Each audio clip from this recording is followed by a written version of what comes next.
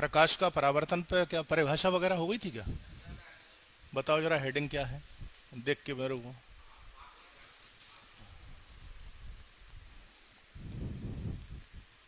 इस हेडिंग को दोबारा ना डालें, चैप्टर का नाम ये है। अच्छा, वो कुछ ये लिखा होगा, परावर्तन से संबंधित निम्न को परिभाषित कीजिए।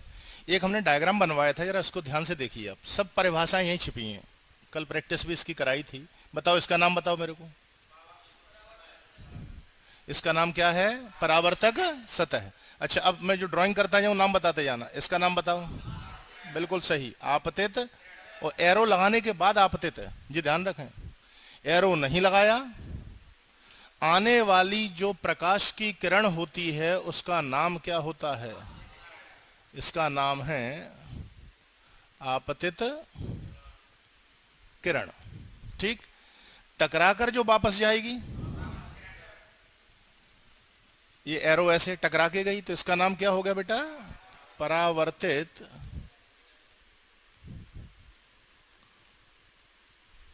किरण। ठीक है ना, टकरा के गई है वापस लौट के। फिर इस सतह को, ये जो सतह है इसका नाम क्या बताया था? परावर्तक सतह। मतलब जिस सतह से प्रकाश का परावर्तन हो। परावर्तन माने टकरा के लौटना। इस शब्द का क्या अर्थ है कि प्रकाश आए, जैसे हमने शीशा रखा दर्पण घर में, तो सूर्य की रोशनी डालोगे इस पे पड़ेगी, लौट जाएगी, जिसे इंग्लिश में रिफ्लेक्ट कहते हैं, रिफ्लेक्ट। तो आई तो आने वाली किरण को, जो प्रकाश आता है उसे आपतित किरण कहते हैं। टकराकर जो जाता है उसे परावर्तित। जिस सतह से प्रकाश का परावर्तन होता है, परावर्तक सतह। अच्छा, ये जो पॉइंट था कल खूब डिस्कस हुआ था, अब तो सिर्फ थोड़ा सा, हाँ बिल्कुल सही, थोड़ा सा बस रिवीजन है ये। इसका नाम बिल्कुल सही बोल रहे हैं आप, क्या? आपतन बिंदु। इस चित्र से ही हमें परिभाषाएं लिखनी है ना, आपतन बिंदु। अब इस आपतन बिंदु से होकर जाने वाली लंबवत काल्पनिक रेखा को हिंदी नाम अभिलंब। बिल्कुल सही, नॉर्मल कहते हैं इंग्लिश में। अब आपतित किरण और अभिलंब के बीच जो कोण बनता है वो आपतन कोण, किससे प्रकट करेंगे? आई से। ठीक इसी प्रकार परावर्तित किरण और अभिलंब के बीच में जो कोण बनता है वो क्या कहलाता है? परावर्तन कोण। बीच में जो डॉट डॉट लाइन है, यहां से इसके और इसके बीच में कोण नपेगा। इसके और इसके बीच के जो एंगल आई है इसका नाम आपतन कोण है, और इसका नाम क्या है? परावर्तन कोण। जिस किसी ने चित्र नहीं बना पाया हो जल्दी स्पीड में बना लो, फिर मैं लिखाऊं। वैसे कल बनवा चुका हूं। नंबर 1 हेडिंग बना दो, या अभी जल्दी में नहीं बन पा रहा तो उतनी लाइन छोड़ दो चित्र के लिए और लिखो। फर्स्ट हेडिंग डालो आंसर में, आपतित किरण लिखिए। इसमें आने वाली प्रकाश किरण को ही, आने वाली प्रकाश किरण को ही आपतित किरण कहते हैं। आने वाली प्रकाश किरण को ही आपतित किरण कहते हैं। आपतित किरण कहते हैं। क्या चित्र से परिभाषा आई समझ में? क्या आई बताओ? इसका नाम हिंदी यहीं से देखो, आपतित। एरो देखो, आने वाली जो प्रकाश किरण है, जो आ रही है, उसे क्या कहेंगे? आपतित। नाम ही आपतित, पतित माने गिरना। चलो एक लाइन का गैप देखे, अब दूसरे नंबर की परिभाषा। प्रश्न देख लेना, कल लिखा चुके हैं क्वेश्चन को। उसमें दूसरी हेडिंग क्या थी? परावर्तित किरण। दूसरी हेडिंग कर दो, परावर्तित किरण, डैश करें। वापस लौटकर, इसको रिफ्लेक्टेड रे कहते हैं। देखो इसका नाम है इंसिडेंट रे, इसका नाम है रिफ्लेक्टेड। परावर्तन को रिफ्लेक्शन कहते हैं, किरण को रे कहते हैं, RAY। किरण शब्द आ गया तो इंग्लिश में क्या लिखोगे? रे। आने वाले को इंसिडेंट और जाने वाले को रिफ्लेक्टेड, है ना। जो वैसा बहुत फेमस नाम आएगा मैं ब्रैकेट में खुद लिखा दूंगा, कोई खास बात नहीं, फिर भी कोई शौक है लिख सकते हैं। लिखो, वापस लौटकर जाने वाली, वापस लौटकर जाने वाली प्रकाश किरण को ही, वापस लौटकर जाने वाली प्रकाश किरण को ही परावर्तित किरण कहते हैं। वापस लौटकर जाने वाली परावर्तित किरण को ही, क्या देखा, वापस लौटकर जाने वाली प्रकाश किरण को ही परावर्तित किरण कहते हैं। वापस लौटकर जाने वाली प्रकाश किरण को ही परावर्तित किरण कहते हैं। चित्र से आई कि नहीं समझ में? देखो इसकी परिभाषा क्या बनेगी, मैं वेल पूछूंगा। देखो भैया भाषा इसकी बोलो जल्दी, कल भी प्रैक्टिस कराई थी। आने वाली प्रकाश किरण को, वापस लौटकर जाने वाली किरण को। अब तीसरे नंबर की परिभाषा में जी लिखो, नंबर 3 हेडिंग, परावर्तक सतह। थर्ड हेडिंग, नंबर तीसरी हेडिंग, परावर्तक सतह। परावर्तक सतह डैश करो। इसको कुछ नहीं बोलते, रिफ्लेक्टिंग सरफेस कहते हैं, रिफ्लेक्टिंग सरफेस। अच्छा बताओ, हिंदी तोड़ दो बेटा, नहीं देखे तो आगे पीछे तुम्हें जहां से अच्छा देखे वहां बैठ जाना है, कभी बीच में थोड़ा कैमरा आ जाता। इसका क्या बोलेंगे, जिस सतह से, इधर देखो, जिस सतह से प्रकाश का, भाई परावर्तक सतह नाम क्यों पड़ा, क्योंकि इससे प्रकाश का परावर्तन है। बस यही बात हमें परिभाषा में लिखनी है। आ रही कि नहीं समझ में? आने वाली को आपतित, वापस जाने वाली को परावर्तित, जिस सतह से प्रकाश का परावर्तन होता है। लिखो, जिस सतह से प्रकाश का परावर्तन होता है, जिस सतह से प्रकाश का परावर्तन होता है,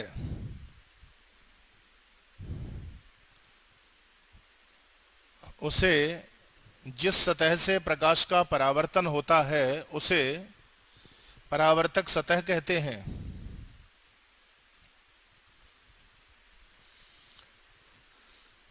परावर्तक सतह कहते हैं। चित्र से बेटा भाषा मैच कर रही कि नहीं? देखो जी, बहुत सरलतम भाषा होती है। भाषा कठिन लिखने से कोई नंबर नहीं बढ़ते कि अपन को टेढ़ी भाषा लिखो तो नंबर अच्छे मिले। भाषा वो होनी चाहिए मैच करे।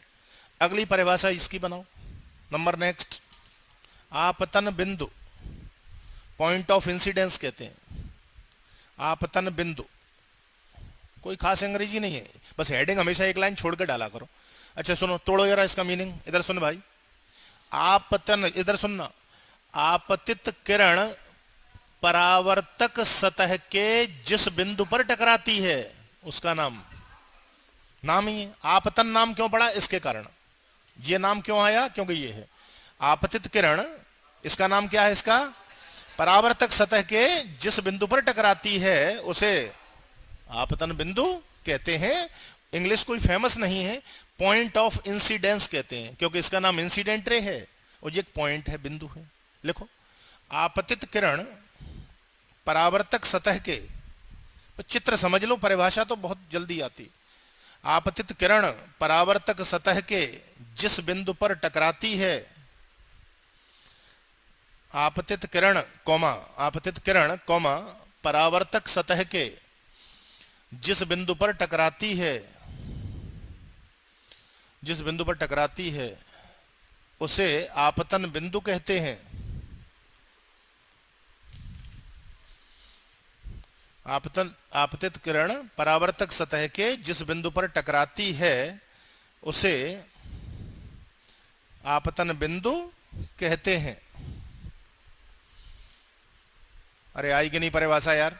आ गई परिभाषा। अच्छा जी बताओ, परावर्तक बिंदु क्या बनेगा? जैसे मैंने कहा आपतन बिंदु है, क्या क्या, हाँ क्या बोला, दोबारा बोलना। परावर्तित किरण, अच्छा जी किरण इस पे कैसे टकराएगी? अच्छा तो फिर इसका मतलब इसके दो नाम हो गए। क्यों? बिंदु तो यही है, यहीं पे आपतन है और यहीं से जा रही है। परावर्तक बिंदु कहाँ होगा? परावर्तक सतह की तो बात आनी नहीं। देखो किरण किरण किरण के लिए पॉइंट है। देखो यहां भी आपने क्या बोला, आपतित किरण परावर्तक सतह के जिस बिंदु पर टकराए, वो तो आपतन बिंदु है। अब क्या बोलूं मैं, परावर्तित किरण जिस बिंदु पर टकराए तो परावर्तक बिंदु होता ही नहीं है। करके दिखाता हूं क्यों नहीं होता। एक सतह यहां बनानी पड़ेगी ना, तभी तो आएगा। इसके लिए तो ये आ रही है,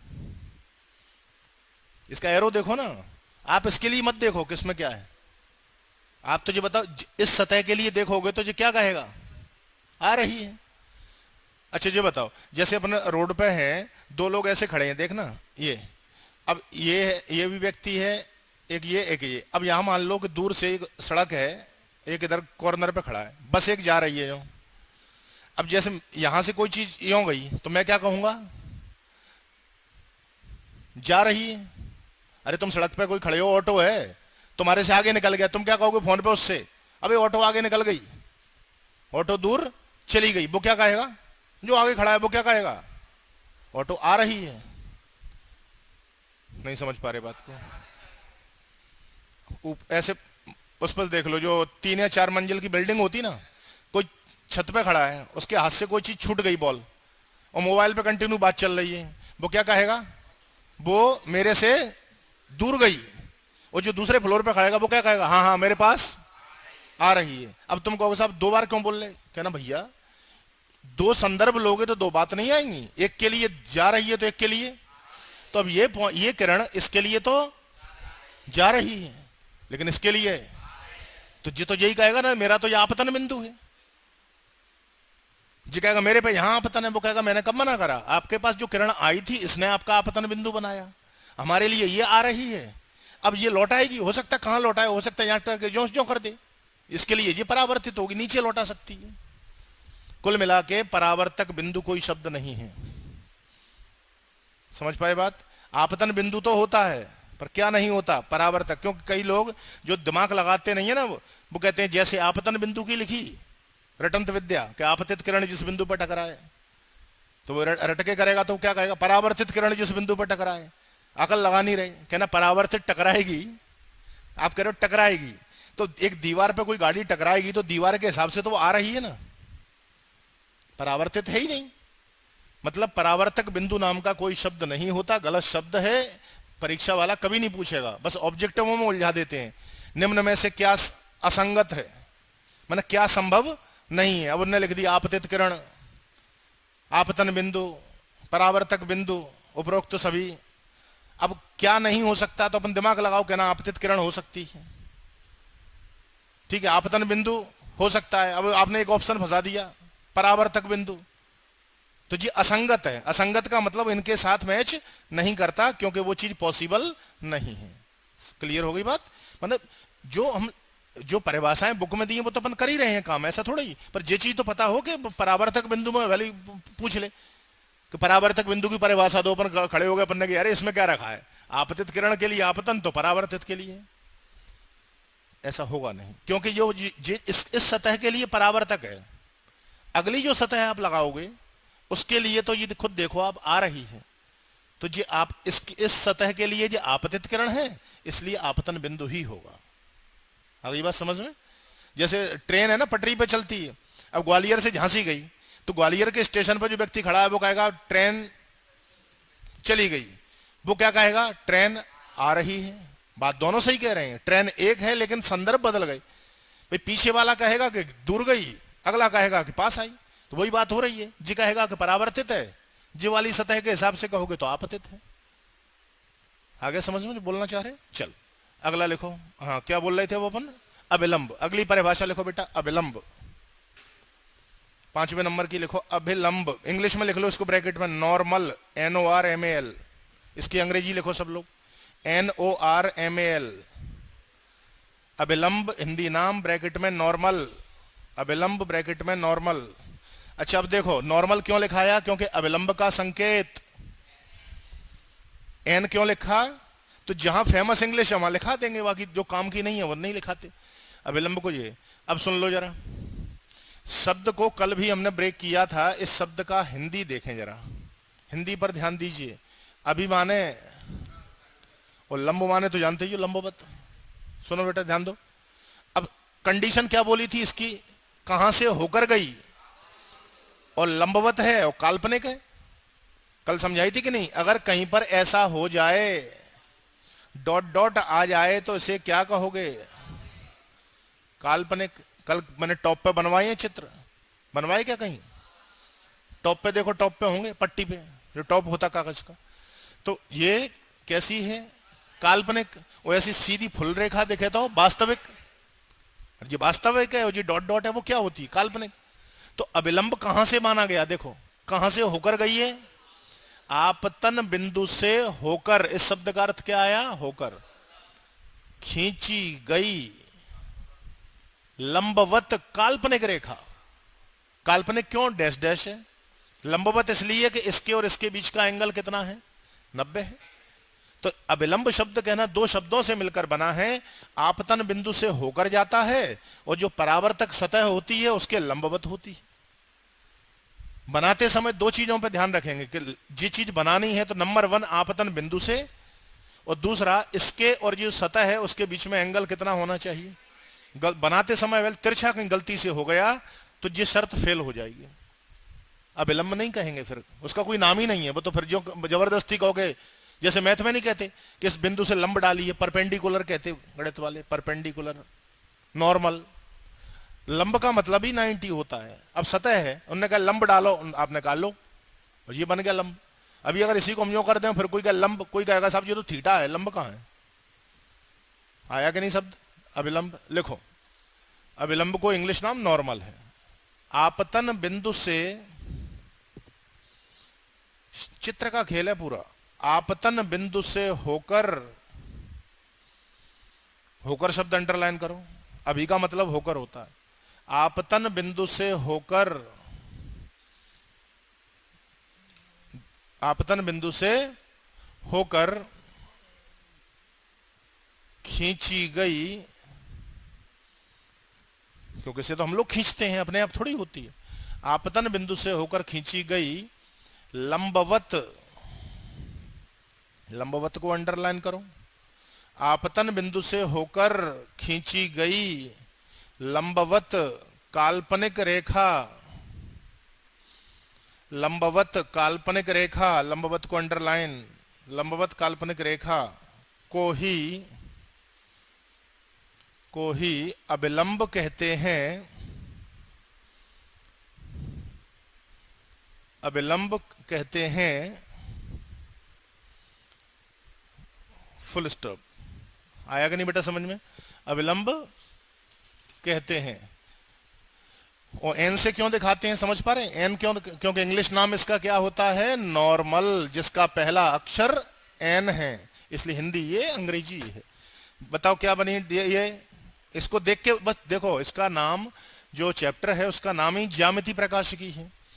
इस चैप्टर में लाभ ये है अपने को कि अपने चित्र एक बना लो, एक डायग्राम से सब कुछ दिखाई देना चालू हो जाता। और ये चित्र अभी नहीं हो तो अपन खुद सोचो, इतनी जो भाषाएं लिख रहे हैं ये तो चलो सिंपल भी हैं, इनमें अटक जाएंगे वैली, इस टाइप की लैंग्वेज में, क्योंकि समझ में नहीं है क्या बोल रहे हो। यहां तो दिख रहा है कि आपतन बिंदु से होकर, होकर क्या, तो ये आ गया होकर, खींची गई, खींच रहे हैं, लंबवत काल्पनिक, क्योंकि डैश डैश, ठीक है, रेखा को अविलंब कहते हैं। अच्छा, क्यों खींचते हैं इसको, कोण नापने के लिए। देखो एंगल नाप रहे कि नहीं इससे, मतलब जो प्रकाश किरणों के बीच में जो एंगल होता है, कोण होता है, उसको मापन करने के लिए ही इसकी आवश्यकता पड़ी। अगर हम इसे नहीं खींचेंगे तो हम एंगल पता नहीं लगा पाएंगे। अब देखो इस पर कैसे प्रश्न देते हैं वो, यहां देखिए। जैसे उन्होंने बोला कि यदि आपतित और परावर्तित किरण के बीच का कोण 60 डिग्री है तो आपतन कोण का मान होगा 30। कैसे कहना, पहली इस देखो, अब शब्द पकड़ो वहां। उन्होंने कही कोण पूछ रहा है, कोण कहां से नपता है, अविलंब से, अविलंब तो है नहीं, तो कहना खींचो, इस पॉइंट से खींच दिया भाई। अच्छा, अविलंब बीचों बीच आता है, दो भागों में तोड़ देगा इसको, तो 60 के दो भाग कर लो, 60/2 कितना, तो 30 ये हो गया, तो 30 ही आपतन कोण कितना हो गया। ये बोर्ड में पूछा गया प्रश्न, कोण पे मत जाओ कि कोण वो 60 का है कि 45 का है कि 90 का है, होने दो उसको। उनने मान लो दो किरणों के बीच का एंगल दे दिया, कुछ भी दे दे वो तो कह रहे दो आपतित और परावर्तित के बीच का कोण 20 है, तो कहेगा परावर्तन कोण बताओ। तो कहना है जब दो किरणों के बीच का जो एंगल होता है बेटा उसके बराबर बराबर ही होता है, लंब बीचों बीच होता है हमेशा। जो हम लंब खींचते हैं वो इन दोनों किरणों को दो आधे आधे भागों में तोड़ता है, पार्टीशन है ये बीच का, इसीलिए इसकी आवश्यकता पड़ी। अगर ये नहीं होता तो न तो हम ये पता लगा पाते कि ये कितना है और न ही ये। तो अगर हमने बोला कि दो किरणों के आपतित और परावर्तित के बीच का कोण 60 है तो इसका मतलब ये मान लो कि 30 इसने बनाया और 30 इसने बनाया। क्लियर हो गई बात। वो ये दो कोण हमेशा आपस में बराबर ही होंगे। वजह है कि जो रेखा है वो इससे बिल्कुल लंब है। इसने करा है कचड़ा। अगर ये गलती से तिरछी वगैरह खींची गई होती, जिसका नाम अगर ये ना होता, लंब ना होता, तो फिर कोण डिफरेंट होते। ये जस्ट बीचों बीच से खींची जाती है, सेंटर से खींची जाती है, तो जो ये तो संकेत है, इसकी वजह से संकेत ये आ गया, इंसिडेंस रिफ्लेक्शन से आ गया। पर ये एंगल हमेशा आपस में कैसे रहते हैं? बराबर, हमेशा बराबर कोण पर रहेंगे। बात आ गई समझ में?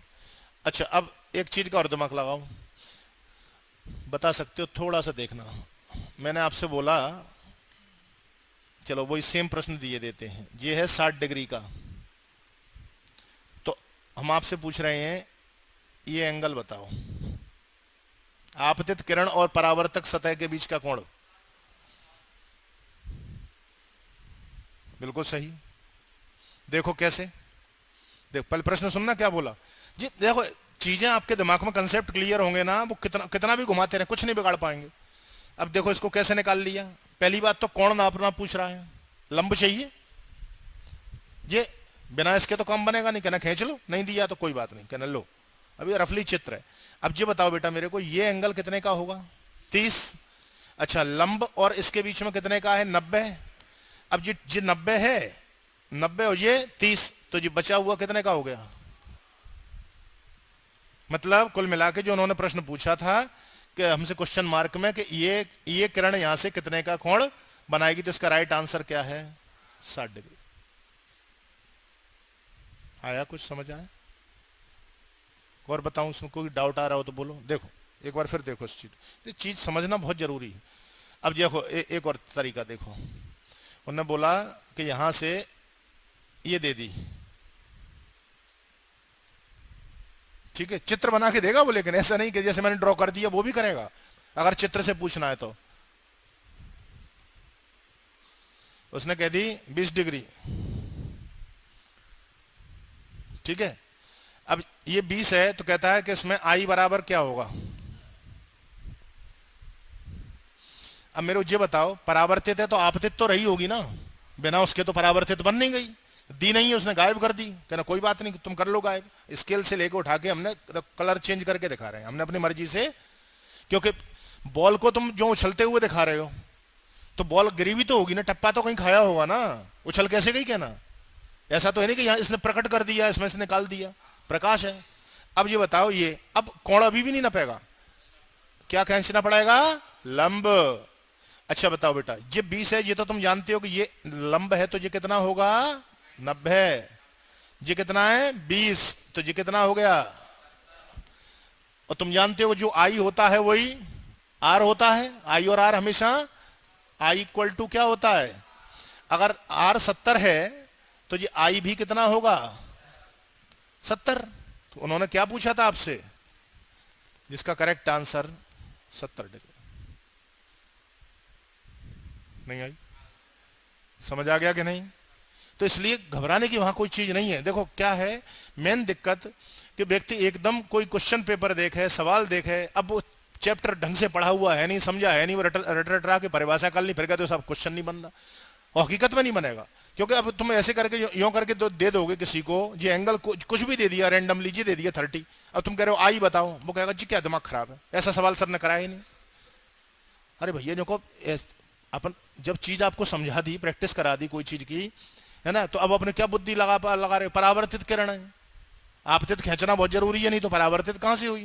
कहना आपतित खींच लो लोगों को। अब जी 30 इसमें तो अभिलंब भी चाहिए, नॉर्मल हो गया। जी 30 है जी 90 होता है लंब, जी सब जानते हैं लंब का मतलब कितना होता है 90। जी 30 है तो जी कितना हो गया, तो इसका मतलब ये भी क्यों कहना, क्यों का जवाब ये है। अच्छा जी कौन पूछे तो फिर से वही नियम, क्या दिक्कत है इसमें जाके देख। अब इस सतह के लिए ये देख लो 90, 90 में से 60 घटा दो, या ऐसे समझ लो 60 तो है ही, इसमें कितना और जोड़ा कि 90 आंसर आ जाए 60। तो इसका मतलब देखिए कितना अच्छा रिजल्ट आया कि अगर परावर्तित किरण सतह से 20 बनाती है तो आपतित भी सतह से, कोण सब बराबर होते हैं, आई और आर बराबर होते हैं, तो जितनी इधर झुकी होती है किरण, आने वाली किरण सतह से जितना एंगल बनाएगी उतनी ही परावर्तक इधर बनाएगी, अथवा उल्टा भी कह दो जितना ये किरण इससे बनाएगी उतना ये बनाएगी। क्लियर हो गई बात। इस कोण को पृष्ठ सर्पी कोण कहते हैं। मैं लिखाऊंगा नहीं, सिर्फ समझा के छोड़ रहा हूं इस चीज को। पृष्ठ सर्पी कोण। अच्छा कैसे ध्यान रखोगे, पृष्ठ से बना कोण। पृष्ठ सर्पी का मतलब किरण और सतह के बीच, किरण और सतह के बीच जो एंगल बनता है उसे क्या कहते हैं, पृष्ठ माने सर्पी इसलिए कहते हैं पृष्ठ से, सरफेस से बनता है। अब मैं कहूं कि आपतित किरण सतह से बना है, वो उसका नाम है पृष्ठ सर्पी आपतन कोण, पृष्ठ सर्पी आपतन कोण। ऐसे ही ये जो एंगल बनेगा जो 20 है वो पृष्ठ सर्पी परावर्तन कोण, परावर्तित किरण और सतह के बीच का कोण पृष्ठ सर्पी परावर्तन कोण, और आपतित किरण और सतह के बीच बना कोण पृष्ठ सर्पी आपतन कोण। क्लियर बात। आगे चलें, बोलो कोई डाउट है तो पूछो। समझ आ गई ये चीज, एंगल निकालना आ गया कि नहीं सवालों के। सवाल तो करेंगे अपन, अभी अपन व्यंजक नहीं हुए हैं, सूत्र नहीं आए हैं, इसलिए अभी सिर्फ थियोरेटिकल समझा रहे हैं। उस समय जो सवाल आएंगे अपन हल हल करते चलेंगे जब चीज समझ में आ गई तो। चलो आगे बढ़ो, लिखो क्या है परिभाषा, क्या लिखा है। आपतन कोण, इसको अगर इंग्लिश लिखना चाहो तो लिख लो जो लोग चाहे, एंगल ऑफ इंसिडेंस, ये लो यहां लिख रहा हूं। अगली परिभाषा है बेटा आपतन कोण, प्रश्न कल लिखा चुका हूं। एंगल ऑफ ये लिखा है, angle of incidence, angle of incidence, INCIDENCE, angle of incidence.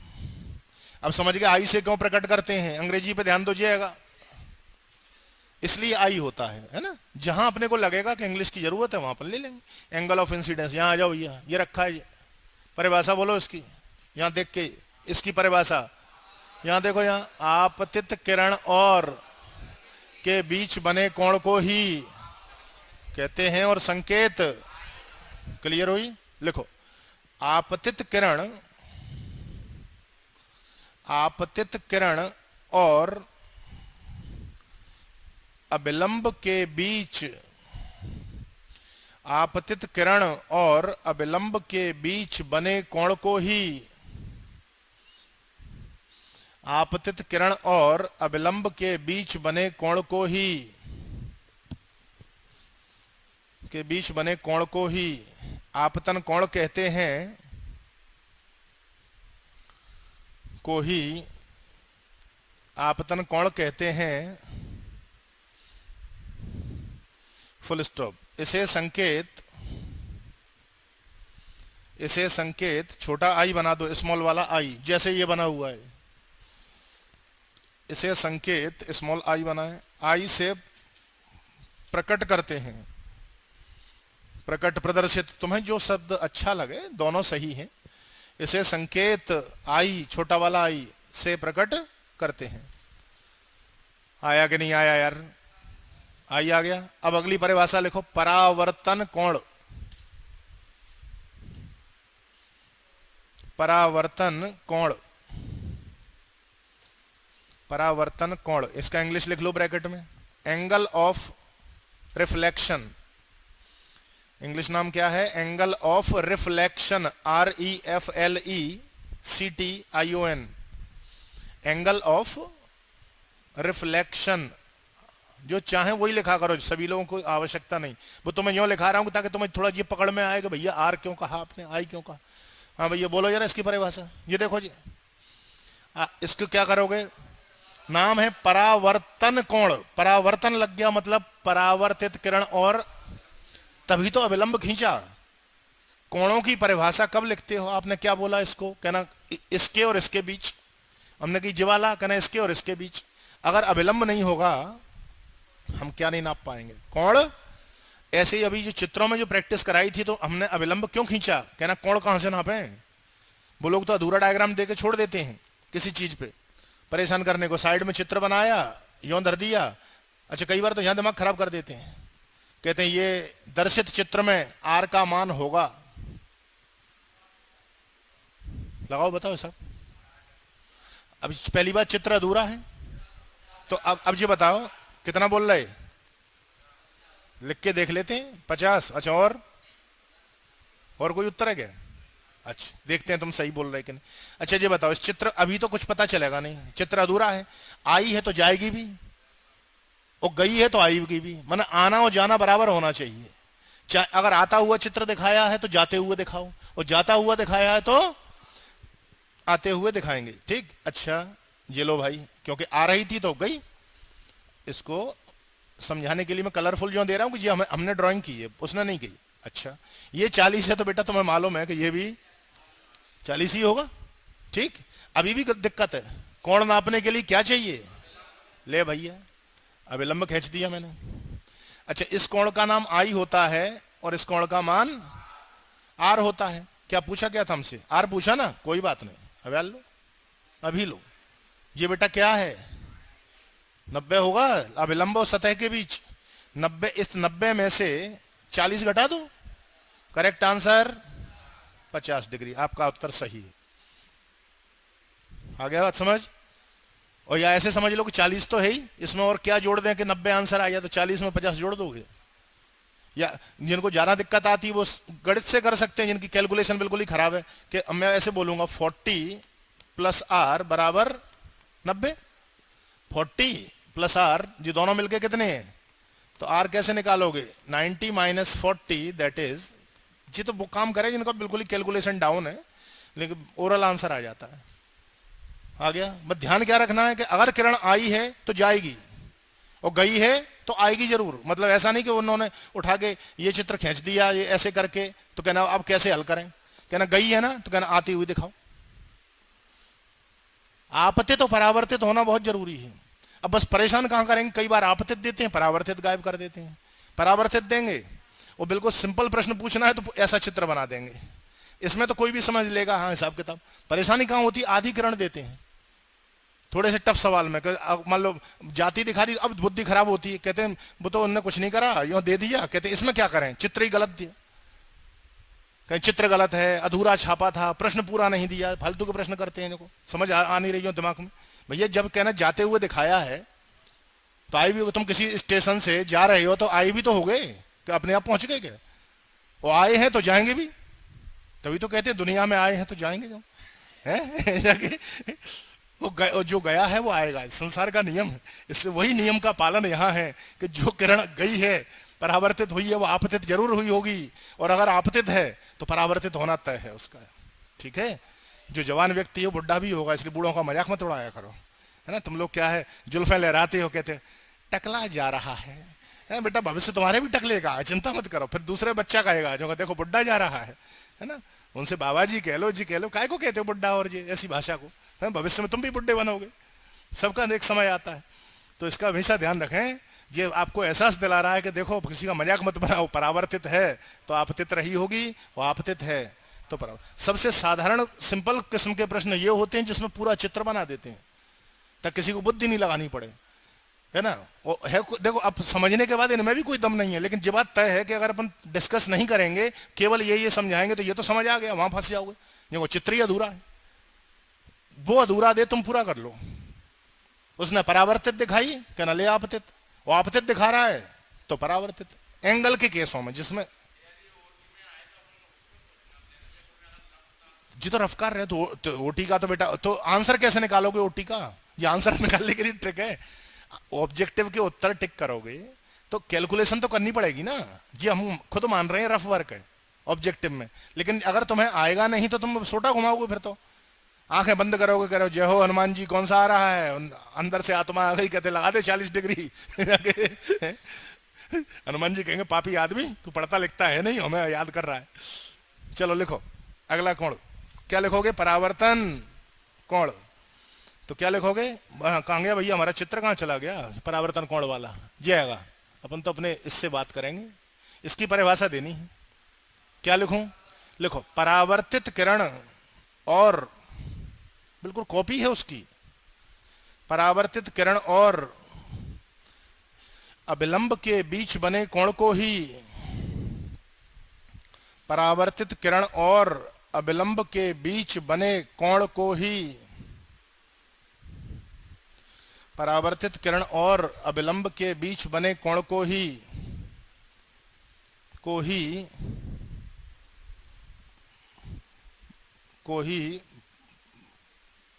परावर्तन कोण कहते हैं, को ही परावर्तन कोण कहते हैं,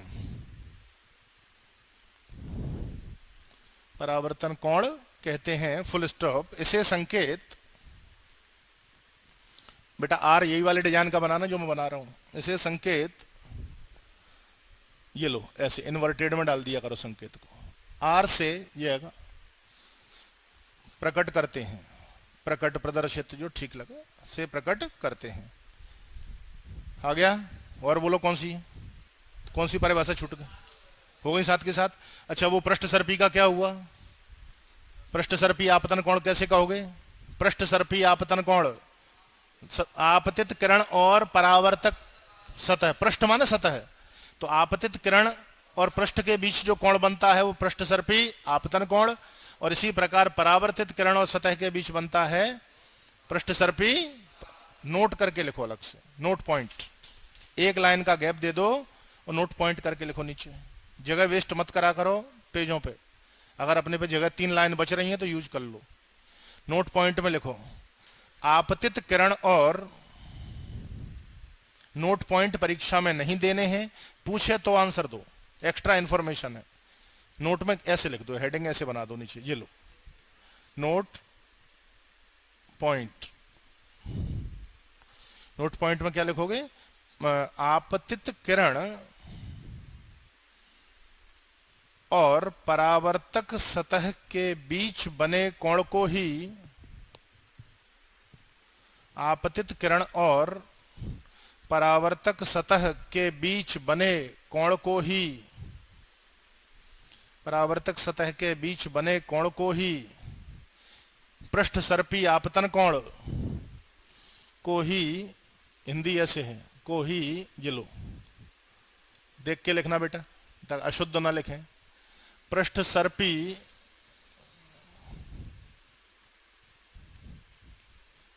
आपतन कोण, पृष्ठ सर्पी आपतन कोण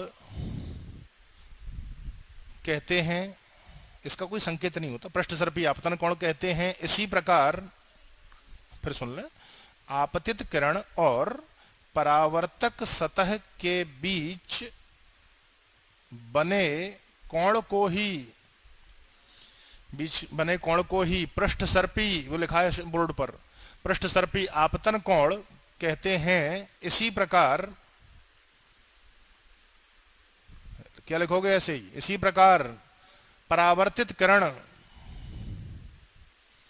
इसी प्रकार परावर्तित किरण और परावर्तक सतह, सतह तो वही है, परावर्तक है, देखो जब परावर्तक सतह है, देखो इधर देखो जी बेटा, इसका नाम नहीं बदलेगा, सुन लो इधर, ये सतह का नाम तो क्या फिक्स है।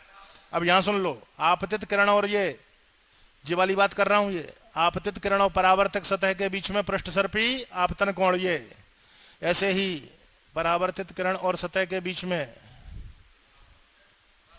पृष्ठ सर्पी परावर्तन कोण। तो इसी प्रकार परावर्तित किरण और परावर्तक सतह के बीच, इसी प्रकार परावर्तित किरण और परावर्तक सतह के बीच बने कोण को ही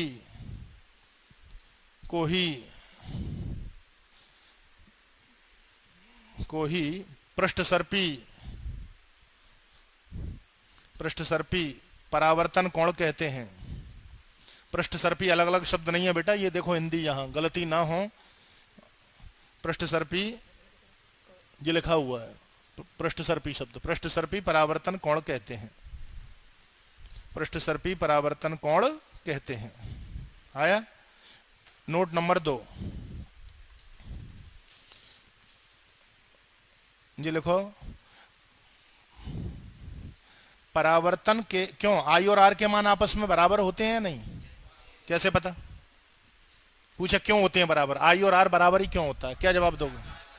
कहना आई और आर इसलिए बराबर होते हैं, कहना जो अविलंब आपतित और परावर्तित किरण को समद्विभाजित करता है दो समान भागों में, इसलिए आई का मान हमेशा ही आर के बीचों बीच है ना भाई। कोई कमरा के बीचों बीच दीवार खींचोगे तो बराबर हिस्से में तो बटेगा यार। गड़बड़ कब होगी? जब तुम बीच में से नहीं खींचोगे। अविलंब हमेशा बीचों बीच से कहना मध्य में रहता है।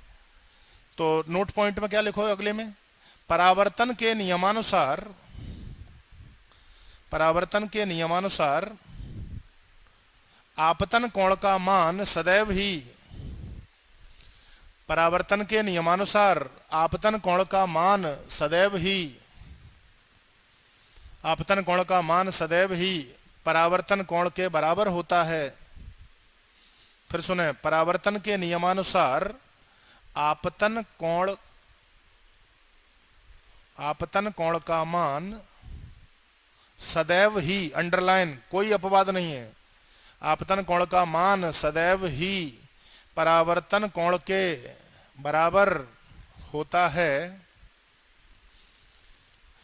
आपतन कोण का मान सदैव ही परावर्तन कोण के बराबर होता है, अर्थात ये लीजिए आई इक्वल टू ये लिखा है आर, ये लिखा सामने, अर्थात स्मॉल आई बराबर स्मॉल आर। आया? बीच में हेडिंग बनाओ न्यूमेरिकल्स, इस पे आधारित जो आज समझाया, छोटे छोटे सवाल कर लो, समझे हुए तो हैं। ये बात बेटा समझ आ गई कि नहीं कि आई किसके बराबर होता है? आर के। चलो लिखो क्वेश्चन नंबर 1, बीच में हेडिंग बनाए न्यूमेरिकल्स, ऐसे डाल देना। इसका हिंदी नाम आंकिक प्रश्न होता है।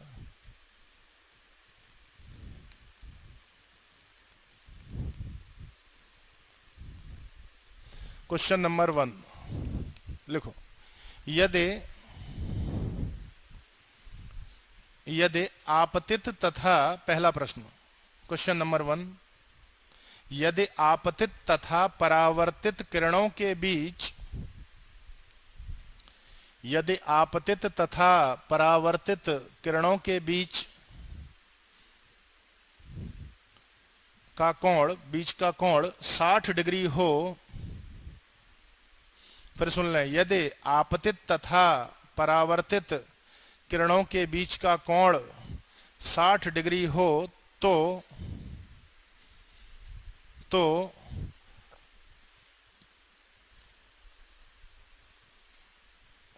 आपतन कोण तथा परावर्तन कोण के मान बताइए।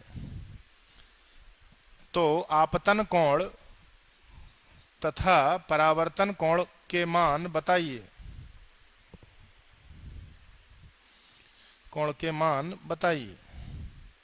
चलिए आंसर में दाहिने हाथ तरफ इधर चित्र बनाएंगे, थोड़ी सी बस यहाँ स्पीड मेंटेन कर लो कि सवाल है इसलिए। देखो जो कहा है अपन पहले डायग्राम बनाओ साइड में आरएचएस में। लो भैया आपतन, ये अविलंब खींचना भैया बहुत जरूरी है, नहीं तो दिक्कत वाला काम है, बिना अविलंब के कुछ नहीं होगा। लो बनाओ बनाओ, अरे हाथ से बना लो, स्केल वगैरह नहीं है, वेट मत करो उस चीज का। अपना अपना सामान स्वयं लेके आओ ताकि टाइम बर्बाद ना हो, छूटे नहीं आपका। इसलिए कहते हैं एक ड्राइंग बॉक्स तो रखो, पूरे 4 चैप्टर रखे हैं अभी तो इसी में सीधे सीधे ABCD 9 में। साइड में बनेगा चित्र, बीच में मत बनाया करो। अब बन गया सो ठीक है, प्रेजेंटेशन तरीके से सीखो। जब मैं बोल रहा हूँ कि राइट साइड, तो परीक्षा में भी राइट साइड ही बनाओ, फालतू में जगह गिरने से कुछ नहीं हुआ। प्रश्न के अनुसार आपतन और परावर्तन के बीच का एंगल बेटा कितना दिया है प्रश्न ने? इसमें क्या दिया है आपको? ये 60 डिग्री, यही तो दिया है। ऐसा कहा है उसने। बना दो चित्र जल्दी से, स्केल जिन पे नहीं है हाथ से बनाओ, और यहाँ लिखो दिया है। थोड़ी स्पीड तो मेंटेन अपने को करनी पड़ेगी। अब बेटा आई और आर को मिलकर के है, देख आई प्लस आर बराबर 90 डिग्री है ना। आई क्वेश्चन मार्क और आर क्वेश्चन मार्क, इन पर एरो के निशान लगेंगे चित्र जो भी आपने बनाए हैं आते समय और जाते समय। उत्तर बताओ कितना कितना है? 30-30 होगा। अरे दोनों के बीच का 60 है, तो हमसे पूछ रहा है ये कितना ये कितना, कहना बराबर भागों में बांटता है। आई और आर के मान क्या होते हैं? बराबर। अच्छा सॉरी 90 लिख गया मेरे से, 60 है वो, सॉरी।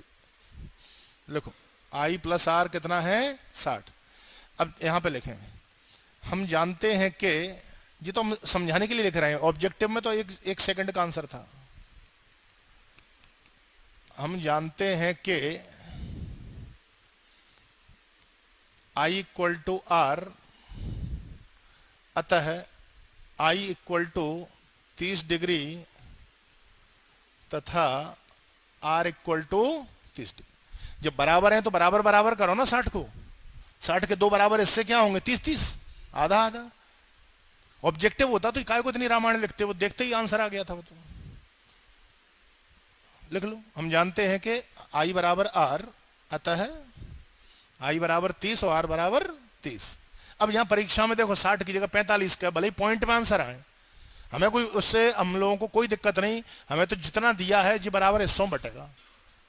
मान लो 25 डिग्री है ये, तो 12.5 12.5 और 12 पॉइंट, हमें हमेशा आधा आधा करना है। उत्तर भले ही पॉइंट में आए, कैसे भी आए, उससे कोई दिक्कत नहीं। क्लियर? अच्छा अगला चित्र बनाओ, लिखो नेक्स्ट, लिखो इसमें क्वेश्चन नंबर नेक्स्ट। जो क्लियर नहीं हो बेटा पूछ लेना हल्की हल। अगला फिर प्रश्न में दाहिने हाथ तरफ चित्र, राइट हैंड साइड, सेंटर में नहीं, ये लो ये लो।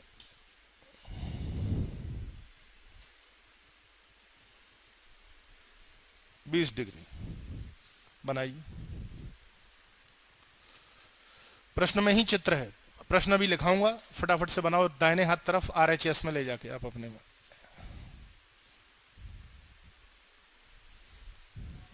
हाँ अब लिखो, इधर लेफ्ट में जो प्रश्न लिखा है इसकी भाषा लिखो चित्र की। दर्शित चित्र में निम्न की गणना कीजिए। बेटा एरो का निशान, एरो आते समय। हाँ अब इधर लिखो, दर्शित, लेफ्ट में जो जगह बची है लिखो, इसी की भाषा है। परीक्षा में भी अगर उसे पूछना होगा। अच्छा लिखो, दर्शित चित्र में निम्न की गणना कीजिए, निम्न की गणना कीजिए और डैश करके नंबर 1, प्रश्न ही चल रहा अभी। नंबर 1 लिखो, परावर्तन कोण। नंबर 2 आपतन कोण। आपतन कोण। नंबर 3 पृष्ठ सर्पी परावर्तन कोण। लो, पृष्ठ सर्पी परावर्तन कोण, पृष्ठ सर्पी परावर्तन कोण। एक और लो, चौथा आपतित किरण तथा परावर्तित किरणों के बीच कोण। आपतित किरण तथा परावर्तित किरण के बीच कोण। आपतित किरण तथा परावर्तित किरण के बीच कोण।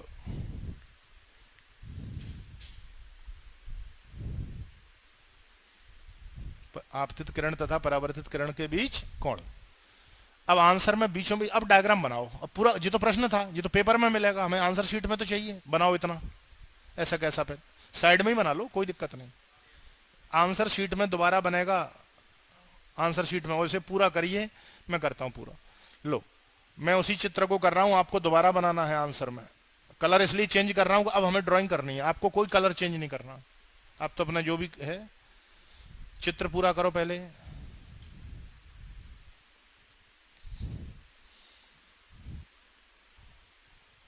लाइन पे लाइन खींचा करो फटाफट से। हल लाइनें खींची होती वहां पे रखो, खींच दो, लाइन के बीच में मत जाया करो। हाँ जी, अब बताओ और क्या खींचूं, बताते तो चलो। मैंने क्या बोली, अगर किरण आई है तो जाएगी भी, और गई है तो आएगी भी।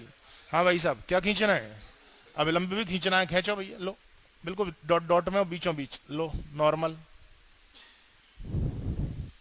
ये कोण आपको मालूम है आई होता है संकेत के अनुसार, और ये एंगल क्या होता है, आर।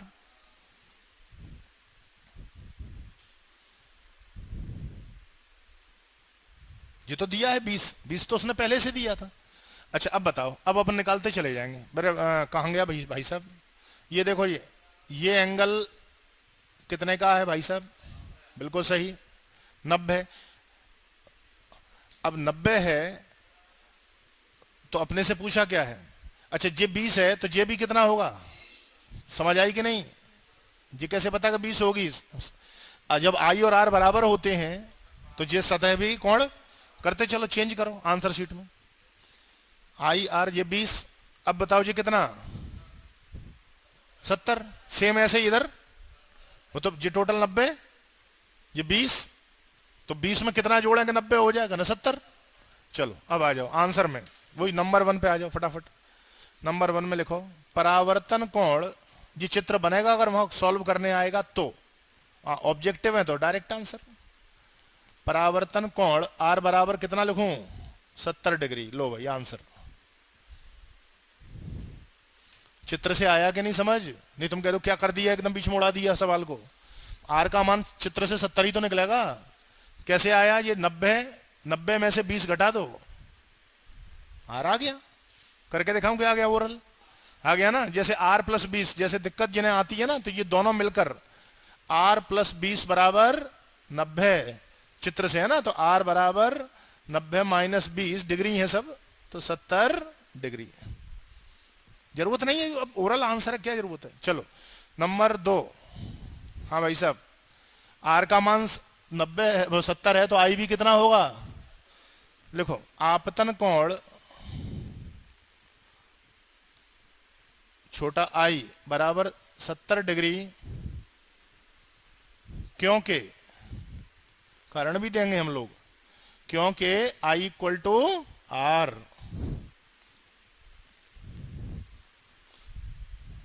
नीचे की लाइन से लिख दो भाई, आई का मान किसके बराबर होता है, आर के, वरना हम यहां से निकाल लेते, वो तो हम यहां से भी निकाल लेते। ये भी कितना है देखो, मैं चित्र बिगाड़ूंगा, आप मत बिगाड़ना। ये फिर से वही बात आई, कितनी, 90, 20 घटा दो, 70 आ गया। ऐसे भी कर सकते हैं। हाँ भाई कहाँ गया भैया हमारा, और कौन सा है, पृष्ठ सर्पी परावर्तन कोण जाएगा 20, पृष्ठ और किरण के बीच का कोण लिखो तीसरे पे लिखो, पृष्ठ सर्पी आपतन, पृष्ठ सर्पी परावर्तन कोण तीसरे नंबर पे लिखो बेटा। नंबर 3 करके, पृष्ठ सर्पी परावर्तन कोण इक्वल टू लगाओ 20 डिग्री, पृष्ठ सर्पी आप परावर्तन कोण इक्वल टू, पृष्ठ सर्पी परावर्तन कोण, हिंदी बेटा ठीक करो, स्पीड थोड़ी सी बढ़ाओ।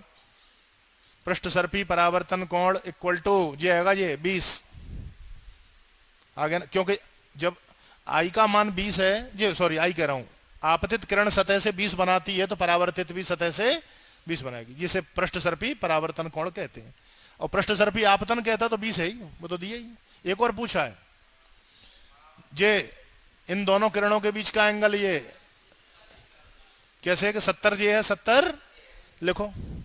एक और पूछा है ना, लिखो क्या लिखेंगे, आपतित तथा परावर्तित किरणों के बीच, आपतित तथा परावर्तित किरणों के बीच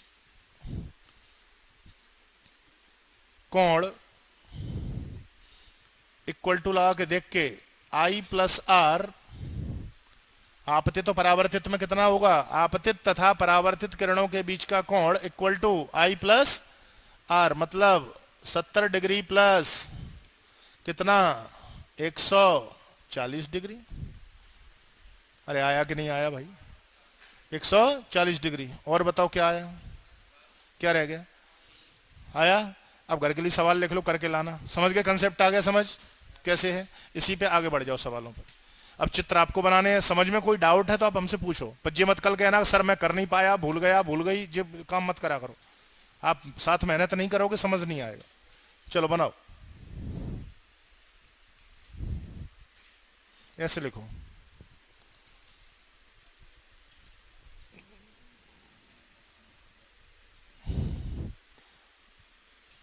ये लो, बना दो साइड में, दाहिने हाथ तरफ बनाओ। अगला प्रश्न है ऐसे क्यों करेंगे, न्यूमेरिकली है, फेयर पे ही करना है, ये रफ के काम नहीं है। सवाल फेयर पे लिख लो, उतनी ही जगह छोड़ देंगे। लिखो सवाल। अब समझ रहे होगे क्या काम कर दिया इसने, कौन सी वाली दिखा दी, परावर्तित। तो इसका मतलब जो हल करेंगे तब लिखो, दर्शित चित्र में, सवाल तो लिखो इधर, इसके बाद दर्शित चित्र में, दर्शित चित्र में निम्न की गणना कीजिए, दर्शित चित्र में निम्न की गणना कीजिए, निम्न की गणना कीजिए। बेटा एंगल तो दिखाओ, चित्र ही खराब हो जाएगा। 30 डिग्री, जी एंगल छूट गया तो सवाल ही गया काम से। 30 डिग्री। दर्शित चित्र में निम्न की गणना कीजिए और डैश करके नंबर 1 परावर्तन कोण। मैं आंसर भी देता जाऊंगा, आपके आंसर आ जाएं, आप कंफर्म होके करना, डाउट आए तो ही कल पूछना। लिखो नंबर 1 परावर्तन कोण, मेरे को तो बता दो आंसर जल्दी। परावर्तन कोण 60, बिल्कुल सही है भाई। बेटा किरण खींचोगे अविलंब, लंब और इसके बीच में 90 तो आगे कि नहीं। परावर्तन कोण ब्रैकेट में इसी के आगे लिखो ANS माने आंसर 60 डिग्री। उत्तर यूं बता रहा हूं ताकि घर पे डाउट ना रहे, उसमें जिन्हीं के सर करवाएंगे तो फेयर पे करेंगे, चित्र बना के खुद को करने हैं, चित्र पूरे करके। परावर्तन कोण हो गया।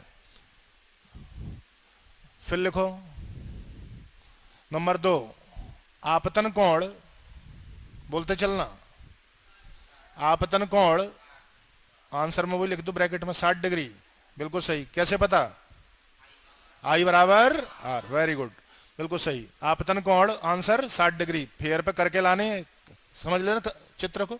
आपतन कोण हो गया। फिर लिखो तीसरे नंबर पे आपतित तथा परावर्तित किरणों के बीच कोण। लिखो आपतित तथा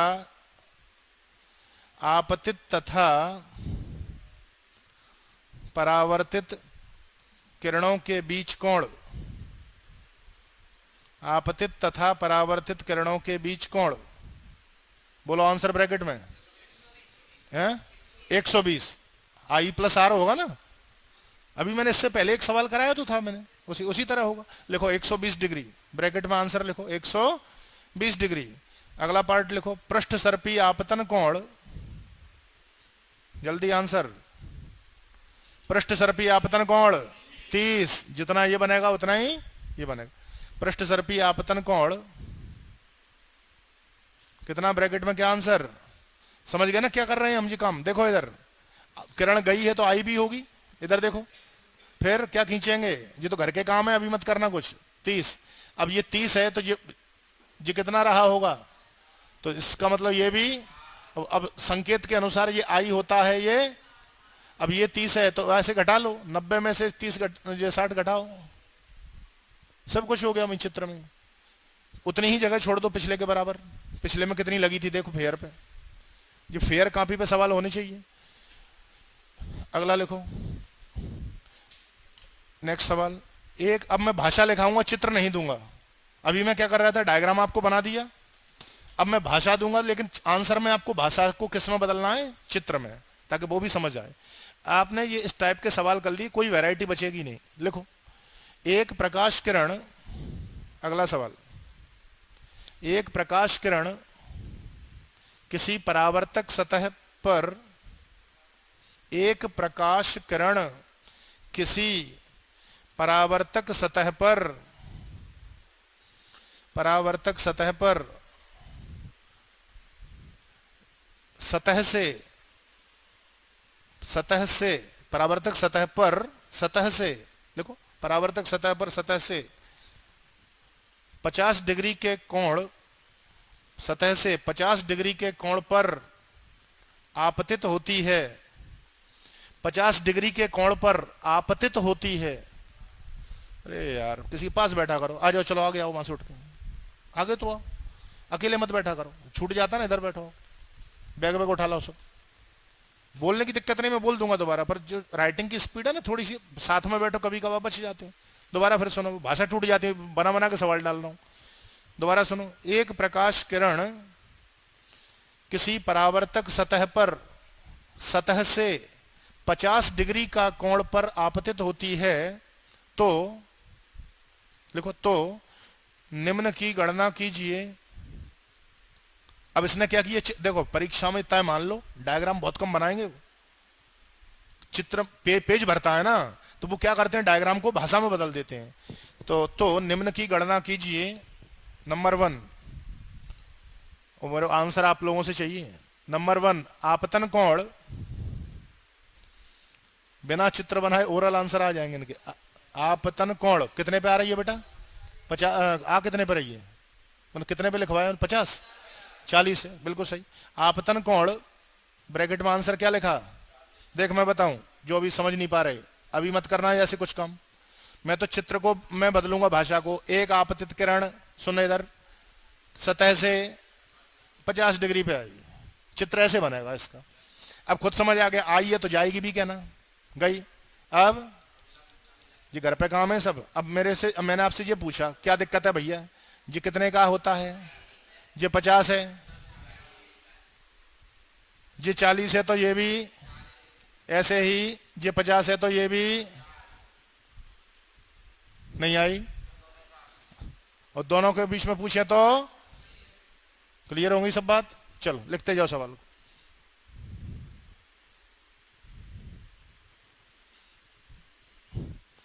हाँ जी लिखें। क्या लिखा उसमें, पहला क्या बोला मैंने, नंबर 1 आपतन कोण कितना, उत्तर 40 डिग्री। नंबर 2 लिखो, परावर्तन कोण, परावर्तन कोण, परावर्तन कोण, और ब्रैकेट में आंसर लिखो फटाफट, 40 डिग्री, 40 डिग्री। तीसरे पे क्या लिखोगे, आपतित तथा परावर्तित किरणों के बीच कोण, सवाल कर लोगे ना, आपतित तथा परावर्तित किरणों के बीच कोण, आपतित तथा परावर्तित किरणों के बीच कोण, ब्रैकेट में आंसर बताओ, 40 बोले, 80। अरे ये आएगा चित्र यार, इसलिए अब हमें आंसर मत निकालना जी, चित्र जरूर बनाना फेयर पे, क्यों गलती नहीं होंगी। 80 हो गया ना दोनों के बीच का। अच्छा फिर क्या लिखोगे, एक और वो लिखो पार्ट, पृष्ठ सर्पी परावर्तन कोण, बिल्कुल सही, पृष्ठ सर्पी परावर्तन कोण, पृष्ठ सर्पी परावर्तन कोण कितना, आंसर में क्या लिखोगे, 50 डिग्री। आ गया, लास्ट सवाल लिखो, इसमें भी जगह उतनी छोड़ दो, तो खुद सवाल करोगे घर पे, अच्छे थोड़ा टाइम दोगे, आपको भी कॉन्फिडेंस आएगा कि हमसे बन रहे हैं सवाल तरीके से। हमने एक करा दिया, अब दीजिए लास्ट सवाल लिखो। अब देखो इसमें, देखो सारी वैरायटी कवर्ड हो गई, चित्र दिया है तो बन जाएगा, भाषा दी है चित्र में बन जाएगा, और कुछ बनता ही नहीं इसमें। और जनरली वो लोग वहाँ भाषा लिखते हैं क्योंकि उनकी जगह बचती है भाषा में। अब चित्र बनाएंगे तब बनेगा जब भाषा बना पाना या तो संभव ना हो या बहुत बड़ी हो, तब वो ये देखते हैं कम जगह में कैसे काम होगा। मान लो भाषा बड़ी है तो चित्र बना दिया, करी इधर से चित्र में साइड में चित्र देके, उनने देखी कि नहीं चित्र दे देंगे बच्चा समझ जाएगा, उन्हें कुछ नहीं, भाषा बना दो, अब लटके रहो अपने आप, दिख ही नहीं रहा कुछ। हाँ भाई लिखो, एक प्रकाश किरण, एक प्रकाश किरण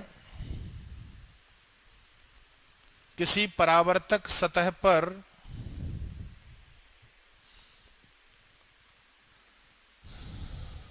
एक प्रकाश किरण किसी परावर्तक सतह पर अभिलंबवत, परावर्तक सतह पर अभिलंबवत आपतित होती है। फिर सुने, एक प्रकाश किरण किसी परावर्तक सतह पर अभिलंबवत आपतित होती है तो निम्न की गणना कीजिए, तो निम्न की गणना कीजिए, निम्न की गणना कीजिए। और डैश करके नंबर 1। अब आंसर फिर देना है आपको। नंबर 1 आपतन कोण, आपतन कोण, हाँ जी आंसर वो है 0 या 90। सवाल पढ़ो, हमको मत देखो, हमको तो रोज देख रहे। आपतन कोण का मान 0 या 90? 0 लिखो, 0 डिग्री। मैं कारण थोड़ा सा समझा दूं, देखिए आप समझ नहीं पाए, देखो इधर देखो, अरे इधर यहाँ देख, उसने क्या बोला, चित्र तो बनाने पड़ेंगे। उसने बोला अच्छा जी बताओ, अभिलंब है तो ये है, ये नॉर्मल, ये अब इसमें जी बताओ किरण इसी पे आ गई, किरण इसी अभिलंबवत आपतित है। जब बेटा इसी पे आ गई तो आई का मान कितना हो गया, क्योंकि अगर किरण तिरछी आई होती, यहाँ विशेष ध्यान ये होती तो ये आई होता। अब इसको ऊपर यूं उठाओ, और पास आ गई और घट गया, और पास आई और घटा, इधर बिल्कुल इसी पे आ गई। तो अब इसमें कहां कंफ्यूज होते हैं एकदम, कहते अबे लंबवत, कहते लंबवत है तो 90 है। अभिलंब कोण हमेशा किरण और अभिलंब के बीच नपता है, किरण खुद ही अभिलंब पे आ गई तो अभिलंब पे ही किरण है, तो दोनों के बीच में कोई कोण ही नहीं है, वो भी वहीं पे एक ही दिशा में है, तो पैरेलल हो गई, एक तरीके से वो समांतर हो गई उसी पे, तो 0 डिग्री। आएगी नहीं बात समझ? इसका चित्र क्या करना, घर पे बनाते समय यह सतह है, ये किरण ऐसे, तो यहां क्या लिखोगे आई, तो आई 0, तो नियमानुसार आर भी कितना, तो आई है तो जाएगी भी ऐसे। क्यों? परावर्तन के भैया आज 0 डिग्री पे आ रही है तो आई बराबर आर, जब 0 पे आ रही है तो 0 पे ही, मतलब ऐसा कब हो सकता है कोई पूछे कि किरण जिस मार्ग पर आ रही है उसी पे लौट जाए, जिस मार्ग पर आई थी उसी मार्ग पर लौट जाए, जब किरण परावर्तक सतह पर अभिलंबवत आपतित हो, सतह पर अभिलंबवत आपतित हो। अगर अभिलंबवत आएगी तो जितने पर आएगी उतने पर ही। अच्छा इसमें बताओ आई आपतन कोण कितना, 0, परावर्तन आपतित और परावर्तित के बीच का कोण नहीं 180। यहां गच्चा खा गए। 0 और 180 में क्या फर्क है, थोड़े अदिश सदिश में थोड़ा सा याद करो, एक ही दिशा में होते हैं तो, और एक इधर और एक इधर होते हैं तो, बेटा यहां उल्टा नहीं है क्या, आ रही है। दो अपोजिट चीजों में एंगल कितना मानते हो, इन पर मत जाओगे तो अलग अलग दिख रही, दो एक ही दिशा में है तो 0 और अपोजिट है तो 180। इस जी सवाल तो सही कर लेते हैं कोई भी, आई 0 तो आर भी 0। जैसे उनने पूछा आपतित परावर्तित, अब क्या दिमाग लगाते हैं, आई प्लस आर, 0 प्लस 0, अरे कौन है ही नहीं, 0 प्लस 0 थोड़ी होगा, आ रही है, डायरेक्शन अपोजिट है। अच्छा वो कब होता है प्लस आर, जब तिरछ मतलब कोई एंगल पे आए तो तुम्हें समझ में आ गई भैया आई है आर है तो जोड़ दो, क्योंकि अलग अलग एंगल है। जब आ रही है उसी पे उल्टे में जा रही है, अब दिशा उल्टी हो गई तो कोण तो भाई 180 मानोगे ना, जैसे एक इस साइड है और एक इस साइड है तो इनमें अपोजिट एंगल नहीं आई, आ गई। चलो आंसर पर लिखो, क्वेश्चन में क्या पूछा मैंने इसमें, आपतन कोण 0 डिग्री। नंबर 2 पे लिखो परावर्तन कोण, परावर्तन कोण ब्रैकेट में क्या लिखोगे 0 डिग्री, वही तो आई बराबर आर होता है ना। तीसरा और आखिरी पॉइंट इसमें नंबर 3, आपतित तथा परावर्तित किरण के बीच कोण, आपतित तथा परावर्तित किरण के बीच कोण, आपतित तथा परावर्तित किरण के बीच कोण ब्रैकेट में क्या लिखोगे 180 डिग्री। बस आंसर में केवल चित्र बना दो, सो हम फ्री हो गए आज से, क्योंकि घर पे बाई चांस कोई गलती ना हो, समझ में तो आई गया। साइड में ये लो, लो भैया बनाओ, अभिलंब पे ही आई है, सतह पर लंबवत आपतित है, बना दो, आंसर शीट में बना दो है।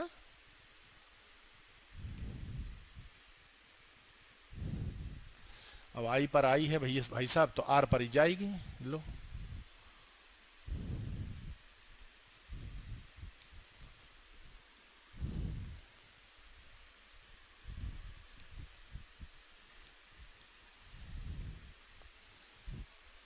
आंसर शीट बना दो साइड में, बताओ कितना होगा आप बताओ। 90 डिग्री। भाई पृष्ठ सर्पी की क्या परिभाषा है? किरण और सतह के बीच। तो किरण और सतह के बीच, उसने प्रश्न में ही कहा अभिलंबवत, बट पूछते तो अपन 90 डिग्री कहते। तो देखो कंसेप्ट क्लियर है आपके, देखो सारे लोग ऑटोमेटिक आंसर दे रहे। मेन खेल कंसेप्ट का है कि समझ में आ गया, फिर कैसा भी सवाल पूछता रहे। नहीं ऐसे सवाल हम कहां तक रटेंगे इनको। आ गया, समझ आ गया। कल सबको जो सवाल फेयर पे सिस्टमेटिक करने हैं, इस इंतजार ना करें कि आप सर लिखाएंगे तब हम टीपेंगे। आंसर आ गए, सब चित्र बनाना है, करना है, और रिपीट डेली करो। जैसे अभी जो हुआ है, जो आज पहले दिन आए, किसी से फोटो ले जाना जो मोबाइल यूज करते हैं, ठीक है? नहीं है तो अपने भैया के पे भेज लो, घर पे किसी तुम पे ना हो तो घर पे तो होगा, उसको लिख लो, बहुत नॉर्मल है। छुट्टी बीच में मत मार देना बेटा, देखो ये चीजें बहुत दिक्कत करती हैं उसमें जाके। चलो।